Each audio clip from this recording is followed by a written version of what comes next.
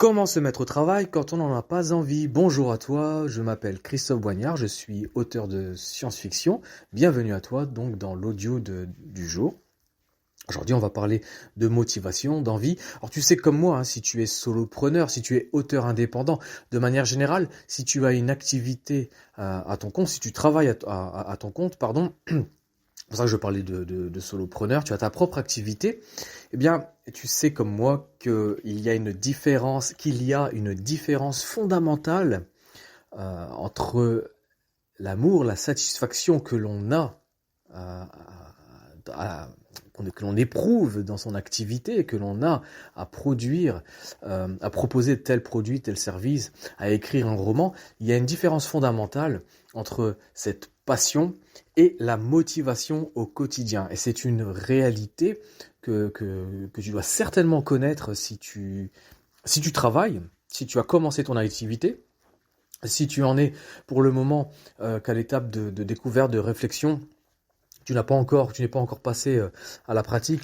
Ça va également, j'espère vraiment pouvoir t'apporter quelque chose avec cet audio. Et si tu, en revanche, si tu es comme moi, ça fait quelques années maintenant que tu cherches à fonctionner, que ton activité fonctionne et que ce n'est pas toujours évident, que la chose n'est pas évidente, parce que en toi tu as cet amour, cette passion, tu as envie de proposer quelque chose, tu as envie de créer quelque chose qui te ressemble, tu as envie de le proposer ensuite à des lecteurs ou des clients de manière générale si tu es solopreneur, parce que pour moi un auteur indépendant c'est un solopreneur, à un moment donné c'est un entrepreneur qui travaille en solo. Ça ne veut pas dire qu'il travaille seul, en vérité, il peut se faire accompagner ensuite, il peut y avoir des partenaires, il peut y avoir des assistants, mais quand même, tout de même, c'est quelqu'un, bien souvent, surtout dans le cas de l'écriture, qui se retrouve seul face à sa page, à son écran d'ordinateur, et il doit ainsi composer avec lui-même, et il a cette satisfaction, il a cette envie, ce désir, cette profonde, ce profond, j'ai envie de dire, engagement à vouloir faire quelque chose de sa vie, créer quelque chose, et puis à côté de ça, il y a ce manque de motivation au quotidien. Alors, je te donne mon exemple pour illustrer la chose et puis voir si tu te reconnais là-dedans. Avec mon roman, avec ma science-fiction, avec Itac 81, j'ai le désir de m'épanouir. De m'exprimer, pardon. C'est un lapsus parce que je m'épanouis à travers l'expression. C'est l'expression personnelle. J'ai envie de créer des personnages. J'ai envie de créer des personnages, des interactions entre les personnages. J'ai envie de créer des vaisseaux. J'ai envie de créer des planètes, des nouvelles, pourquoi pas des races extraterrestres. Peu importe, on est dans la science-fiction. J'ai envie de faire voyager mes personnages à travers des voyages interstellaires qui vont donc durer des générations. Ils vont vivre des tas d'aventures. Il va y avoir des tas de conflits, il va y avoir des tas de choses et j'ai envie d'exprimer ça. Pourquoi? Je rentre pas trop dans les détails, mais disons tout simplement que à travers la science-fiction, à travers mes écrits, j'exprime mes idées, mes sentiments à propos de moi-même, à propos du monde qui m'entoure, à propos de ma philosophie de vie, de ce que je pense de l'humanité, de comment je vois les choses, etc. Ça, je l'injecte dans ma science-fiction.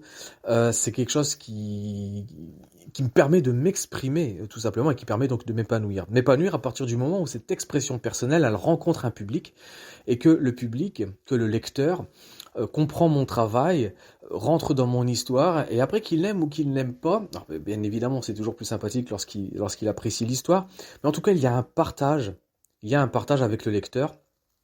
Et évidemment, si le lecteur a apprécié ton histoire, pas forcément, on peut trouver de manière générale, s'il a apprécié ton histoire ou ton travail, ton projet, ton produit, ton service, peu importe, il va y avoir un contact, il va y avoir un retour avec ce client, avec ce lecteur, si tu es auteur indépendant, et ça te permet de t'épanouir, parce que l'être humain a besoin de s'exprimer, et a besoin de s'exprimer à un autre, et en échange. En retour, l'autre va s'exprimer à son tour, donner son avis. Il va y avoir un échange entre les deux. Et ça permet de s'épanouir. Donc là, il y a une profonde, on le voit bien, j'éprouve une réelle satisfaction qu'il y a un bouquin qui est sorti. Satisfaction déjà purement, j'ai envie de dire, personnelle, dans le sens où je suis arrivé et j'ai abouti à un projet. Et il y a une deuxième satisfaction encore plus profonde, lorsque les lecteurs viennent à moi en me disant... en me parlant de cette histoire, en m'expliquant ce qu'ils ont aimé, moins aimé, compris, les choses qui étaient...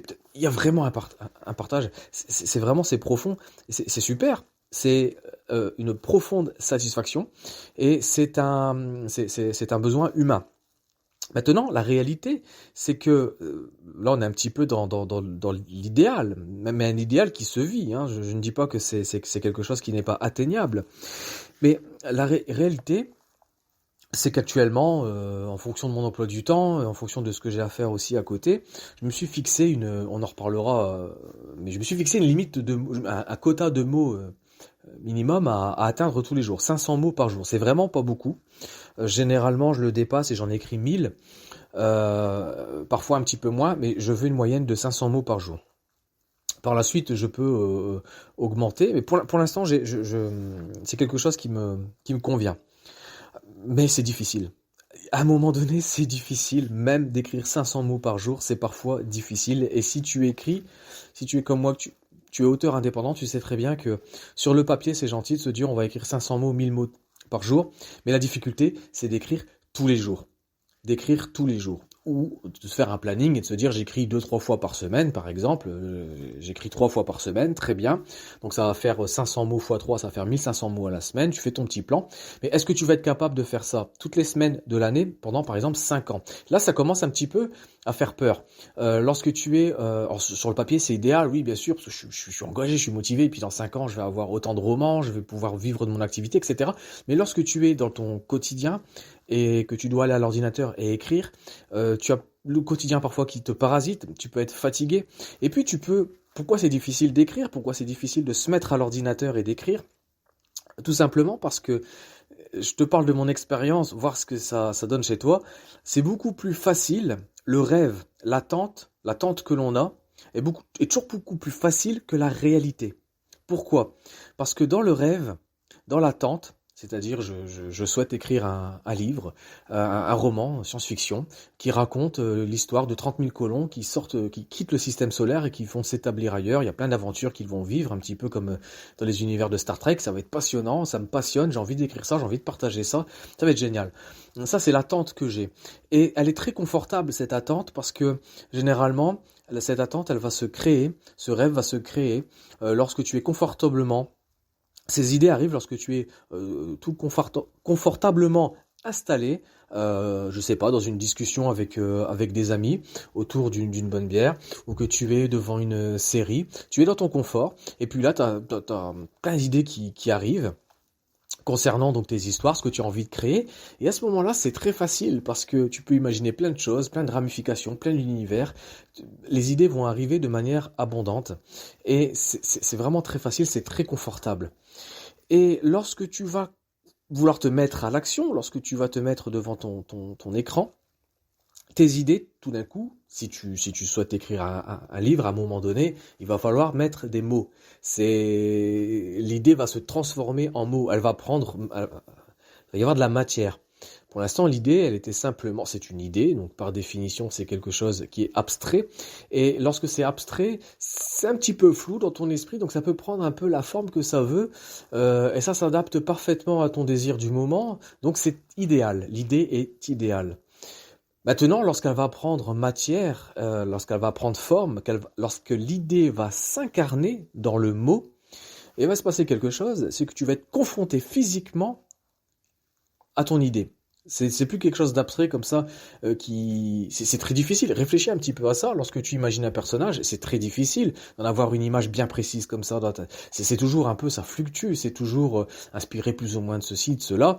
Et puis t'arrives toujours à t'en faire une image qui arrive à te satisfaire sur l'instant. Mais et d'ailleurs, pense à ton personnage le lundi, pense-y le mardi. Si tu fais attention à ça, peut-être qu'il sera pas tout à fait de la même façon. Ton cerveau va faire en sorte de concevoir des idées qui sont toujours là pour te satisfaire en quelque sorte. Donc c'est très abstrait, c'est très flou, mais et puis c'est très facile lorsque tu es confortablement, encore une fois, installé dans le canapé devant une série Netflix ou avec tes amis. On discute, on a plein d'idées, c'est super, c'est agréable, c'est facile. Et puis lorsque ces idées, on va chercher à les incarner dans des mots, tout d'un coup, on va être confronté à la réalité. Lorsque l'idée s'incarne dans un mot, elle est limitée. Un mot, c'est un certain nombre de lettres. Un mot, ça exprime une nuance bien précise. Tu peux utiliser tous les synonymes que tu veux. À chaque synonyme que tu veux utiliser, il va y avoir une petite nuance. Donc à partir du moment où tu poses un mot, Tu connais cette phrase qui dit choisir c'est renoncer. Lorsque tu as choisi des mots pour constituer une phrase, pour exprimer ton idée, tu as renoncé à différentes choses. Tu as renoncé à tout un panel de possibilités. Et c'est parfois difficile de renoncer. Et lorsque tu poses les mots, tu poses les phrases, les paragraphes, tu écris les pages, à un moment donné, ça va te demander un effort. Parce qu'il va falloir faire l'effort de transformer tes idées en mots, de les incarner. Et c'est toujours des choix à faire. Toujours essayer de faire les meilleurs choix qui correspondent à ce que tu avais comme idée, ce qui vraiment te faisait vibrer. Bah, parfois, ça fait moins vibrer sur le papier. Et c'est normal. Parce qu'il faut bien c'est un petit peu comme si tu prends un sculpteur prend un bloc de marbre et qu'il va commencer à tailler pour sculpter une statue, eh bien, c'est d'abord un bloc grossier et avant d'arriver à cette perfection, si je puis m'exprimer ainsi, avant d'arriver à quelque chose qui va être à l'image d'une représentation humaine, dans le cas d'une statue, il va falloir dégrossir et puis après aller travailler vraiment en perfection et vraiment dans les détails. Eh bien, avec les mots, c'est pareil. Il y a tout un travail où on va d'abord écrire et puis après on va réécrire, mais dans tous les cas, il y a un travail d'aller-retour avec cette matière que sont les mots. Et ça demande un effort. Ça demande un effort parce que on étudie les mots, on étudie les phrases, les paragraphes, et puis on réfléchit, on est dans un travail de réflexion, on peut être frustré, ça ne correspond pas, on recommence, ah là ça va un petit peu mieux, mais concrètement ce qui se passe c'est que quand tu fais ce travail, t'es assis devant ton ordinateur, et tu vas passer 1 heure, 2 heures, 3 heures, 4 heures à écrire. Tu as la fatigue de la semaine. Tu peux avoir malgré tout des soucis dans ton quotidien. Tu peux tout simplement avoir envie, et ça c'est le point clé vraiment à comprendre. Tu as envie, c'est tout naturel, tu as une préférence, c'est l'être humain qui est comme ça. On a une préférence, on nous propose confort et effort. Vraiment, on a un élan vital comme ça qui va rechercher le moindre effort. On va aller vers le confort. Donc forcément, produire un effort pour écrire, lorsque tu es solopreneur, lorsque tu es auteur indépendant, donc lorsque tu travailles une activité vraiment chez toi ou à la bibliothèque, dans un café, peu importe. Mais là, moi, je travaille à la maison. Et des fois, je suis tenté de se dire, allez, on verra demain si j'ai du retard, c'est pas grave. Là, je vais prendre un café, je vais regarder une série Netflix. Je préfère le confort. Alors, comment fait-on ? C'est bien gentil de dresser un petit peu le problème. Dis-moi un petit peu dans les commentaires ou par mail si tu vis la même chose, si tu rencontres le même genre de problème. Qu'est-ce qu'on fait à partir de là ? Il y a une première chose qu'il ne faut surtout pas faire, donc je commence là tout de suite par quelque chose qui ne fonctionne pas et que j'ai fait, une chose que j'ai faite et qui n'a pas fonctionné, c'est se pousser, se motiver. C'est un peu comme le sport, c'est de se dire, je ferai un audio où je parle j'ai fait un audio qui parle de motivation de manière générale, en particulier dans le sport, pardon.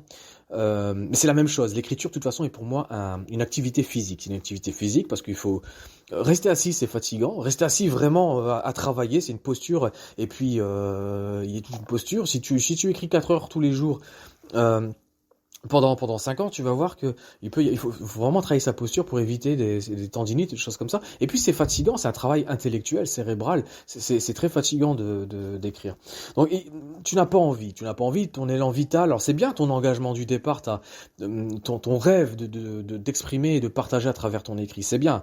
Maintenant au quotidien, cette énergie au quotidien, elle n'y est pas. Et manque de motivation, d'envie, etc. Parce que on a une tendance naturelle, on a un élan naturel, comme ça, un élan vital qui nous pousse au confort, au moindre effort, plutôt qu'à travailler, tout simplement. Donc on va se pousser, on va se motiver. Et ça, c'est pas bon. Alors je te donne mon exemple, je dois écrire 500 mots tous les jours.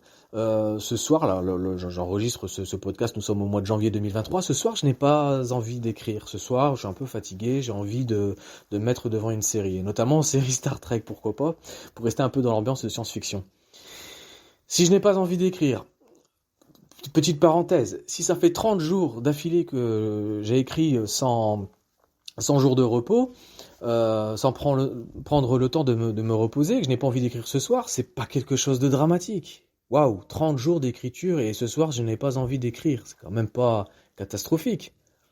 Bon, et au passage, je pense pas que ça soit bon de travailler tous les jours. Il faut prévoir des moments de repos qui permettent aussi de se retrouver, de vivre un petit peu des choses autres que l'écriture, ce qui, au final, est productif parce que ça va nourrir ton écriture. Alors, je referme la parenthèse. Mais maintenant, si ça fait 30 jours que tu rencontres des difficultés à te mettre à l'écriture, là c'est quelque chose de chronique, là il y a vraiment un problème. Quelque chose sur lequel il faut se pencher. Pourquoi il ne faut pas se pousser? Je reviens à cette question. Pourquoi il ne faut pas se pousser? Pourquoi il ne faut pas chercher à se motiver en permanence à vouloir écrire? Parce que en vérité, tu recherches le confort, ok? Donc tu vas appliquer une force contre toi, une force qui est contre nature, qui est contre ton plaisir. C'est-à-dire que ton plaisir à ce moment-là, c'est de peut-être d'aller faire un peu de sport, peut-être rester dans le canapé, de voir des amis, de partager un bon repas, d'écouter un peu de musique, mais certainement pas de te mettre à l'ordinateur et d'être confronté au fait que tes idées, une fois incarnées dans des mots, n'exprime plus trop ce que tu avais en tête et qu'il va falloir travailler sur cette matière pour obtenir quelque chose. Ça, cet effort, tu n'as pas envie de le faire et c'est tout à fait naturel. Et se pousser, c'est tout à fait naturel, on a envie de confort. Alors si tu te pousses, tu appliques une force contre toi, contre ton principe naturel qui est de rechercher le plaisir. Le plaisir, c'est l'élément central à prendre en compte. Retiens bien ça, c'est le plaisir, c'est le confort, le plaisir. Tu sais, dans les philosophies, j'aime beaucoup la philosophie stoïcienne et la philosophie d'Épicure, l'épicurisme, et notamment donc d'Épicure et de Lucrèce. Bon, peu importe, mais Épicure explique le plaisir. Souvent, on pense que Épicure, c'est le plaisir, c'est le plaisir du goinfre, par exemple, pour prendre la métaphore de de l'alimentation, par exemple, de la nourriture. J'ai la puce quand je parle de gastronomie. Parce qu'en vérité, Épicure ne parle pas de plaisir immodéré, bien au contraire. Il parle de plaisir naturel et nécessaire, bon, peu importe, c'est-à-dire les plaisirs les plus sobres, les plus simples. Et on a tendance à un élan tout à fait naturel à chercher ce genre de plaisir. Et il exclut d'ailleurs les plaisirs qui sont plus, les plaisirs vains, ceux de chercher les grandes fortunes, les honneurs, etc. Le plaisir, simplement le plaisir d'être là, en bonne santé, de se sentir bien dans son corps. Il parle d'ataraxie, l'absence de trouble de l'âme, et d'aponie, l'absence de trouble du corps. C'est les plaisirs les plus sobres. Donc c'est tout ça pour te dire que c'est tout à fait naturel, c'est un élan tout à fait naturel, et ça on le sait depuis très longtemps, donc depuis l'Antiquité grecque, que c'est tout à fait naturel de vouloir rester dans son canapé, c'est tout à fait naturel de vouloir, alors, je prends toujours l'exemple du canapé, je pense que de manière générale d'avoir du plaisir. C'est plus facile d'être par exemple assis à boire une bière, à discuter avec un ami, que d'être assis devant l'écran sobre, aligner des mots et tenter de faire résonner ce que tu écris avec ce que tu avais dans le cœur avant de commencer. Et cela malgré la satisfaction à long terme que tu sais atteindre. Tu sais que tu vas atteindre une satisfaction à long terme lorsque tu auras écrit un roman, que tu pourras le partager avec des lecteurs. Tu sais que tu vas avoir cette satisfaction à long terme et qui sera bien supérieure au simple confort de quelques heures devant une série. Cette satisfaction à long terme, elle est bien plus forte. Mais ce qui compte dans l'immédiat, et c'est ce qu'on regarde, c'est le plaisir immédiat, donc c'est le court terme. Donc plaisir immédiat de ne pas aller écrire, de profiter, de faire d'autres choses. Je dis profiter, ça veut dire profiter de ton temps libre, d'avoir du loisir, au lieu de travailler. Voilà. Alors, parce que l'écriture, c'est un travail. Alors, au lieu de se dire que l'écriture, c'est un travail, et donc c'est normal que ça soit pénible, et donc il va falloir, comment dire ça, prendre sur soi, faire des efforts, se motiver, souffrir un petit peu. Il faut réfléchir en termes de quelque chose que l'on cherche de manière naturelle. On ne cherche pas l'effort, on cherche le plaisir. Maintenant, on peut avoir du plaisir dans l'effort. C'est là où ça va devenir intéressant. Mais on recherche le plaisir, ce qui nous fait plaisir. C'est de la répétition. Mais je suis vraiment convaincu de la chose et je l'ai expérimenté. Concrètement, il faut avoir du plaisir à écrire. Maintenant, ça, c'est l'idée, mais il faut creuser la question. Je l'ai creusé, cette question. J'ai trouvé 3 pistes à travailler, trois éléments de réflexion à avoir. Je te les propose et je te donne mon exemple. Après, à toi de voir de ton côté ce que tu peux en faire. Vraiment de se dire que lorsque tu vas à l'ordinateur pour écrire, il faut que ce soit un moment de plaisir. Sinon, tu vas le faire une fois, 2 fois parce que tu vas te pousser et puis tu vas arrêter. Donc, il faut, mettre en place une routine d'écriture qui... Lorsque tu vas te mettre devant l'ordinateur, tu vas écrire, tu vas avoir du plaisir et tu vas avoir envie d'y aller, tu vas avoir envie d'y rester et tu vas avoir envie d'y retourner. À côté de ça, il va y avoir des moments de fatigue, des moments où tu ne peux ne pas vouloir avoir envie d'écrire, ça peut arriver, c'est des moments qui sont exceptionnels, c'est tout à fait humain également d'être fatigué, de manquer d'énergie. Mais là, je te parle vraiment de quelque chose de chronique lorsque vraiment vraiment difficile. Le plaisir à écrire en 3 questions. Où, quand, comment. Voilà, on va à l'essentiel. Où, quand, comment. Où j'écris, quand j'écris, comment j'écris. Le où, la question temporelle. Il y a des gens qui préfèrent écrire le matin, l'après-midi, la nuit. Ça dépend du rythme de chacun. Ça dépend de ce qu'on, de la vision, de la vision que l'on a, comment on interprète les choses. Pendant un moment, j'aimais, puis c'est des choses qui peuvent changer au cours du temps, mais j'aimais écrire la nuit. Je me sentais seul dans ma bulle, etc. À d'autres moments, c'était plutôt l'après-midi. Mais réfléchis à toi de voir à quel moment tu préfères. Déjà, à quel moment tu peux écrire, évidemment, il faut prendre ça en considération, mais à quel moment tu préfères écrire. Après, la question du quand. Pardon, alors je me suis... L'authenticité, hein, j'enregistre toujours ces audios dans les conditions du direct, c'est-à-dire que je ne fais pas de coupure, j'enregistre, et ensuite ils sont diffusés, ils ne sont pas diffusés en direct, mais les conditions d'enregistrement sont en direct. Donc je me suis peut-être un petit peu emmêlé les pinceaux. La question c'était la question du quand. De savoir quand est-ce que tu écris, c'est la question temporelle, le matin, l'après-midi ou le soir. Après, la question du où. La question de tout simplement l'environnement. L'environnement, c'est-à-dire que, bon, premièrement, est-ce que tu préfères écrire à l'intérieur ou à l'extérieur? Mais ce sont des questions qu'il faut vraiment se poser. Et puis, si tu préfères comment écrire à l'intérieur, par exemple, dans quelle pièce exactement de l'appartement, de la maison, tu aimes écrire? Et à ce moment-là, pourquoi pas aménager cet endroit, comme tu peux, aménager cet endroit pour écrire. Moi, je vais te dire les choses très honnêtement. Dans les conditions matérielles dans lesquelles je vis actuellement, je peux pas avoir d'endroit spécifique pour écrire. Donc, j'écris dans la chambre. Je me suis aménagé un tout petit coin, j'ai pas besoin de grand-chose. Ça fait quelques mètres carrés, j'ai un ordinateur, un fauteuil, et ça me suffit pour écrire. Il y en a qui vont te dire faut séparer les choses, faut travailler dans une autre pièce. Quand tu n'as pas la possibilité, tu fais comme tu peux, mais tu aménages la pièce. Et tu sais, parce que moi, quand je suis assis à mon poste d'ordinateur, j'ai la vue directe sur mon lit. Donc je pourrais tenter d'aller faire autre chose, d'aller dans le lit, regarder une série. Non, pas du tout. Vraiment, quand tu crées un moment de plaisir, lorsque tu joues, alors on parle de l'environnement, donc tu vas faire en sorte de choisir l'endroit. Et tu vas l'aménager, ton petit confort, etc. Ça sera beaucoup plus facile. Ensuite, la troisième question, après le où et le quand, comment écrire? Comment écrire le protocole que tu mets en place? Alors, élabore le protocole de l'écriture même, c'est-à-dire qu'il va y avoir des phases de préparation à l'écriture, des phases d'écriture, des phases de réécriture. Il faut tout décomposer, il faut que les choses soient le plus simple possible pour faire en sorte que lorsque tu te mets à l'ordinateur, tu sais qu'aujourd'hui, tu dois faire ton plan.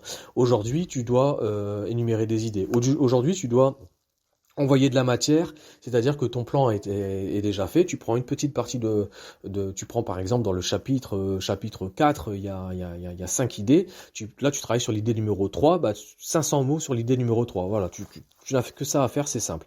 Si tu es en réécriture, tu sais qu'aujourd'hui tu dois prendre une page et puis tu dois la réécrire, tu dois la relire et puis travailler sur, par exemple, uniquement les fautes d'orthographe, voilà. Tu sais que tu as 1 heure pour travailler les fautes d'orthographe sur 5 pages. Je dis des bêtises, mais tu sais exactement ce que tu dois faire, tu as un protocole. Et puis au-delà de ça, le protocole, tu fais ça, tu corriges, tu écris, tu réécris, tu prépares des plans, peu importe ce que tu fais en fonction de ton protocole, mais tu le fais comment? C'est-à-dire que tu écoutes de la musique, tu écoutes quoi comme musique? Alors là, tu vois, c'est là où ça devient intéressant. Et c'est là, si tu m'as écouté jusqu'à présent, eh bien, déjà j'ai envie de te remercier parce que ça peut faire plaisir. On va pouvoir échanger par rapport à ça ensuite par mail. Mais si tu m'as écouté jusqu'à présent, c'est que c'est quelque chose qui te parle. Et la plupart du temps, on ne se pose pas la question, ces questions un petit peu bêtes. Et moi, le premier, pendant un moment, je faisais défiler des playlists, je changeais de musique comme ça en cours d'écriture parce qu'il me fallait toujours une espèce de confort. Hein, on parle de confort, de plaisir. Maintenant, j'ai des types de musique pour écrire, pour réécrire, pour envoyer des mails, des musiques qui ne sont pas des playlists qui ne sont pas les mêmes pour toutes les phases d'écriture ou de travail de manière générale. Pareil, je te donne vraiment un exemple, mais lorsque j'écris vraiment que j'envoie de la matière, qu'il s'agit du premier jet, qu'il faut envoyer de la matière, écrire, et d'ailleurs là, à cette étape-là, la quantité dépasse et de loin la qualité. Il vaut mieux écrire beaucoup que d'écrire bien. C'est particulier ce que je viens de dire, on en reparlera dans un autre audio. Mais dans cette phase où il faut envoyer des mots, il faut y aller, j'aime bien écouter du Cecil Taylor, c'est du jazz, c'est du free jazz, c'est vraiment particulier, mais j'ai pas un album en particulier, mais plusieurs playlists sur Deezer, plusieurs albums, et je peux lancer plusieurs albums, et je peux lancer ça lorsque je suis en phase d'écriture de premier jet, déjà je suis dans un état d'esprit où c'est du free jazz, ça part dans tous les sens, et moi mon esprit du coup suit le flow de la musique. C'est une musique sans paroles, ce qui fait que on est dans une ambiance, mais on n'est pas focalisé sur les paroles. On peut se focaliser sur son texte, sur ses mots, sur les mots que l'on fournit, que l'on envoie, la matière que l'on envoie, qu'on pose sur le papier, qu'on pose sur l'écran. Et à ce moment-là, en écoutant cette musique, en sachant qu'à chaque fois qu'on va écrire, on va écouter du Cecil Taylor, ça c'est mon exemple évidemment, mais ton cerveau, en quelque sorte, il va y avoir un déclic. Dès que la musique va commencer, tu vas être tout de suite dans cet état d'esprit psychologique, ou dans lequel où tu sais qu'il faut envoyer des mots, ça va le faire, ça va. Alors, voilà. Où, quand, comment? Alors, il y a la musique, évidemment, et puis il peut y avoir aussi le fait que tu te dis, toutes les 45 minutes, tu vas boire un petit thé, un café, enfin, je ne sais pas si c'est très bon pour la santé de boire trop de café non plus. Tu comprends ce que je veux dire? C'est vraiment réfléchir en termes de protocole d'écriture, mais de protocole satellite, on va dire, un auteur de science-fiction, des satellites. Le protocole qui est un petit peu comme ça, satellite à l'écriture, c'est-à-dire ce que tu peux boire, ce que tu peux manger, la musique que tu peux écouter, la tenue que tu peux mettre aussi pour écrire. Peut-être que tu préfères avoir des vêtements, un jogging, un pull en particulier, pendant un moment, surtout en hiver, même si on est chauffé à l'intérieur, faut tout de même pas exagérer. Mais j'ai ce petit confort, j'aime bien mettre ma capuche et le casque, et puis partir sur mon Cecil Taylor et écrire. Tout ça pour te dire que il faut avoir une vraie réflexion, vraiment une vraie réflexion, et trouver les éléments qui vont faire que ta séance d'écriture, ça va être un moment de plaisir. Et à partir de là, évidemment, il va y avoir c'est toujours le démarrage qui est le plus dur. C'est une chose que ça demande quand même un effort de toute façon d'écrire. C'est toujours le démarrage qui est le plus dur. Mais plus tu facilites le démarrage, c'est-à-dire que tu sais que tu vas écrire de telle heure à telle heure, tu sais exactement ce que tu dois faire. Aujourd'hui, je suis en période de correction. Aujourd'hui, je dois écrire 500 mots. Et tu sais que tu vas mettre ta petite capuche, écouter ta musique, tu sais quelle musique tu vas mettre. Tout est programmé, tout cool. Donc le démarrage est beaucoup plus facile. Et généralement, si vraiment tu as du mal à démarrer, dis-toi que, bon allez, j'ai du mal à démarrer, tout ce que j'essaye de faire pour l'instant, c'est simplement me mettre à mon poste de travail et puis d'écrire 100 mots. Voilà, juste 100 mots. Tu verras, une fois que tu seras arrivé à 100 mots, bien souvent, tu dépasses et puis t'es parti parce que c'est l'inertie. Donc c'est vraiment des habitudes, des routines à mettre en place, et des routines dans lesquelles il y a vraiment, vraiment, très sincèrement, du plaisir sensoriel, du plaisir à écouter une musique en particulier, à toucher un univers en particulier, dans un fauteuil en particulier, ton fauteuil d'écriture, tout ça c'est très très important. Voilà. Si tu souhaites aller un petit peu plus loin, je te propose par mail de me faire parvenir un petit peu tes commentaires. Je te fournis là dans la description des liens. J'ai écrit des petits textes à propos d'un quotidien, de manière générale, un quotidien dans lequel je me sens bien. Si tu veux en savoir un peu plus sur comment mettre en place une bonne routine d'écriture par rapport à toi, donc je t'explique pas comment la mettre en place, mais je t'explique les questions en tout cas qu'il faut se poser. On rentre un petit peu plus en précision, un petit peu plus dans les détails avec ce que je te donne dans le PDF en termes d'écriture, de routine d'écriture plus précisément, et de manière générale un quotidien dans lequel je me sens bien. Ce qui vaut pour l'écriture vaut pour toutes les choses du quotidien, et ça, ce sont mes réflexions personnelles que je souhaite partager avec toi tout simplement. Je te remercie d'avoir été jusque là, et puis je te dis à la prochaine pour un prochain audio. Salut!